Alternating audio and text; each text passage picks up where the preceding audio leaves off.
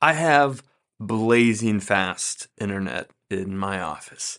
I have to. Everything I do requires the internet. Almost all my applications are web-based and all of this. And so I've got, Wi-Fi 6, 802.11 AX Wi-Fi, super fast, does everything I need it to do.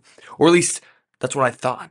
And I've been using this fast Wi-Fi for a long time and just been chugging along. I don't like to wait for my devices. I want everything to move at the speed that I can. And after a while, I finally realized that I'd been waiting on the internet on things to load for weeks. And I'd become more and more frustrated with it, but I didn't realize that was happening. It's almost like the frog, right, that gets put in a pot of cold water and slowly is brought to a boil, and they don't realize one temperature degree change from another until it's too late and they're boiled. And in the same way, I didn't realize that my internet was slowing down until I was already cooked.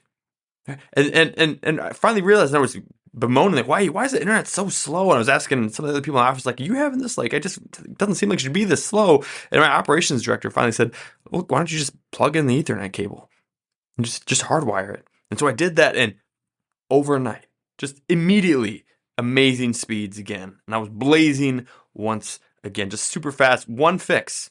That's all it took, just a couple minutes, and everything was back to cooking the way that it was supposed to be. I think in a lot of ways, our finances can be like that too, right? Our personal finances, where maybe even at one point everything was going well and everything, we were on top of everything and everything was cooking in the way that it should be. But then eventually things just start to deteriorate, and it happens slowly. We don't always realize that that's happening. And we can start getting more and more out of touch with our spending and our savings rates and where our assets are and investments. How are we on track to meet retirement or not? Are our insurances up to date or not? Is our estate plan up to date or not? Are we doing the things we need to do now to pay less taxes this year and over our lifetime? And all these things, they can just start getting out of shape, and they can slowly deteriorate, and we don't even notice while it's happening.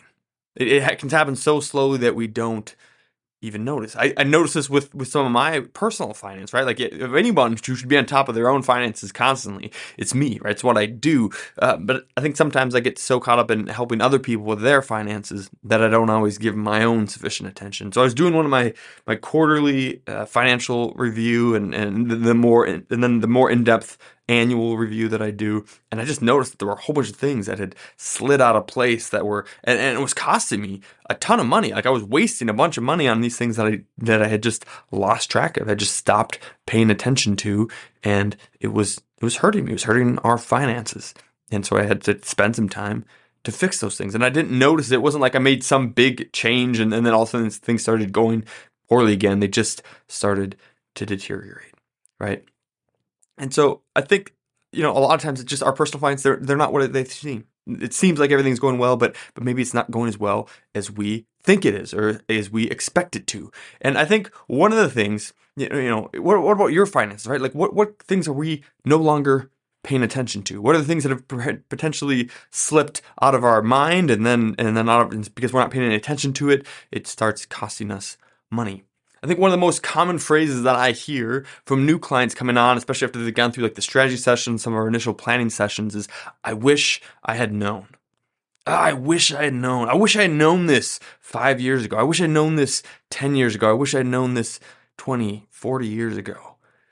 And I think there's a lot of things like that where, just like me and my internet, like, you think everything is going well, and then sometimes all you need to do is plug into something a little bit better, and you see the massive difference between what we are doing and what we could be doing. And so I think, there's a lot of us that we know our finances are a wreck, right? Like, we're tuning into these kind of things because we kind of know we need to be paying more attention to our finances or doing a little bit better, but we kind of know they're kind of a mess. And we have no idea where things are going, and we have little interest maybe in really doing the work that it takes to learn how to do our finances well. And it's like, what's stopping us from plugging into something better? What's stopping us from meeting with a fee-only fiduciary to get these things figured out? And for some people, it's the cost, right? They don't want to pay the fees, even though the inaction often costs more than action, right? It's costing you more to do nothing with your finances, especially in terms of the long-term value that you could have versus any fees that you could pay someone. But I think a lot of times, more often than that, it's embarrassment, right? We just don't feel like we're on top of our finances like we should be. We feel like we should be closer to retirement. We feel like we should have accumulated more money by now. We should feel like we should have less debt than we do. And so for a lot of people, it's like the classic, like trying to get in shape in the new year. It's like, oh, I don't want to go to the gym because I'm kind of out of shape and I've kind of gained some weight, especially over the Christmas holidays and all this. And you know what? I'll just get a little bit fitter. I'll lose a little bit of weight and then I'll get in the gym. I just don't want anybody to see me the way that I am right now. And it's, of course, the catch-22 because you need the gym to get more in shape. And in the same ways, like a good financial planner can help us get to where we need to go. But a lot of times we feel like we need to be in a better place before we can meet with them. And we have that backwards. And so just if that's you, right? If we're listening to this and we feel like that's us, just A, you're probably way more normal than you think because almost nobody has it together. And B, there's definitely worse people out there than you. I've seen a lot of things and of course we take these people through their process and they're like, oh man, this is great. Like I finally feel like for the first time I understand these things. I finally feel for the first time that we're on track and that we're going to be able to meet our goals and our dreams. But man, I wish I'd known this 5 years ago. Man, I wish I'd known this 10 years ago. And so 10 years from now, don't let that be you, right? Don't find this stuff out in 10 years and then say, oh man, I wish I had known these things 10 years ago, right? But then I think there's some of us that we are on top of our finances. We do feel like we know a lot. Our financial literacy is really high. We feel wise with our money. One of the things that I always ask new clients coming in before we start explaining things, because people are all over the spectrum, right? And if there's a couple, I'll ask both of them to answer individually, is, on a scale of 1 to 10, how do you rank your knowledge of finances? 1 being, I don't understand any of this at all, and 10 being, I could basically be a financial planner. And so you get a whole range, and some people will be like, oh, I'm 3, and some people will be like, I'm a 6 or a 7, and a lot of times you'll have one of each, like a low and a higher one, even inside of a couple. And so maybe if I asked you that, you'd be like, oh yeah, I'm probably an 8 or 9 or maybe even 10. Like I'm way up there. And that's great. And we're on top of things and we've been managing our own finances and we've been doing it really well for so long. And yet in the same ways, right, I've never met anyone that we weren't able to significantly improve what they were doing. Even the people that are on top of it, that are doing a great job with their own finances, they still come in and we show them a few more things to just make it a little bit better, but that have then an outsized impact over a long period of time. And they're like, man, I wish I'd known this 5 years ago. I wish I'd known.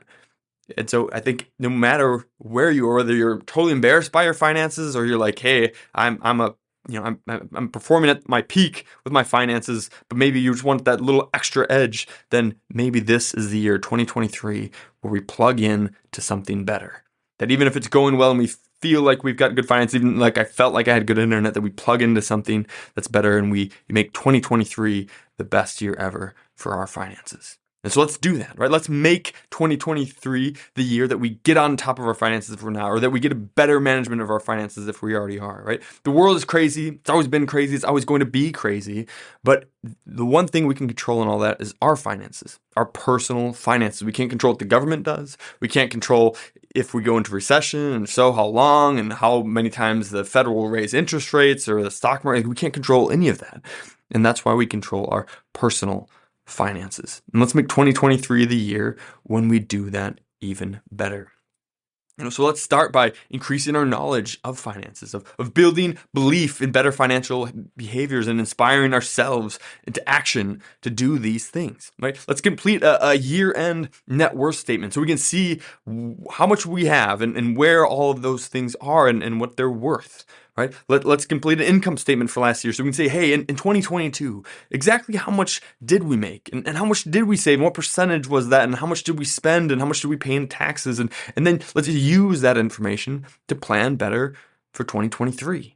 Let's do better for 2023, and we can't do that if we don't know where we've been. We can't know where we're going, and so let's do some of those things. Let's make a net worth statement. Let's make an income statement. It's one of the things that we're doing for all of our clients this year, and we'll be rolling that out to them shortly. Is again building that 2022 net worth statement and income statement. And once we've kind of finished that process of it, we'll release that out here on the podcast as well at Retire Mentorship. That way you can kind of complete your own if that's something you want to do. And then let's take that knowledge of 2022 and let's build it better for 2023. Let's get on a budget so we can stop wondering where all of our money went and start controlling where it goes.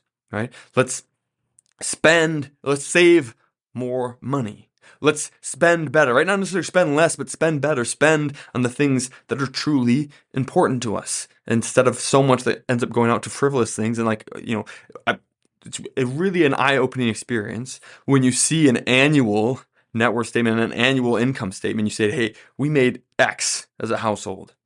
And we know we saved Y, and we paid a bunch of taxes, and so we can track some of those expenses. We know exactly where they went, but then there's a big chunk left over, and we usually don't know where it goes. And so many people were just so surprised by that number at the end and how much we've spent and have nothing to show for it. And for some of those expenses are really good. And yeah, we did that vacation, it was amazing as a family, and we bought this vehicle, or we did this, we invested in this or that, and there's gonna be a lot of that in there too. But then there's still gonna be a chunk where you're like, man, I don't know where that went. And I feel like I could be spending that better. I could just be saving it, or I could be spending that better. And you don't know that until you can kind of do some of those year-end reflections and see where you've been. So we're going back to basics here in January on the Retirement Mentorship Podcast. We're going to be talking about budgeting and net worth and cash flow and income and planning, just all those things, blocking and tackling, right? Going back to basics and understanding, hey, these are the building blocks of what it takes to be excellent with our finances. And whether you're already retired or whether you're still approaching retirement, like there's going to be things in here that will help us make 2023 the best financial year ever for us, or at least so far. For a lot of us, maybe there's even better years up ahead, but at least so far, let's make 2023 the best financial year ever. And then, by the end of the year, my hope is that if we've learned these things at the beginning of the year and then we're practicing these throughout the year, then by the end of the year, we'll have turned, man, I wish I had known this a year ago, to, wow, I'm glad I did this a year ago. Right? Let's go from, I wish I had known this a year ago, to, man, I'm glad I did this a year ago. And so let's increase that knowledge, right? Let's build that belief in those behaviors, and let's inspire some action. And that's what we're going to do here over the next few weeks. So stay tuned, subscribe on your favorite podcast player. We also post these to YouTube. We have these on our website, retirementmentorship.com, and we're excited to get back to basics and make this year a great year. We'll see you next week. If you enjoyed that, you would love being part of our free membership community. It's called Retire Membership, and it has a host of benefits, all for free. For example, you can always buy my book, 3D Retirement Income, on Amazon.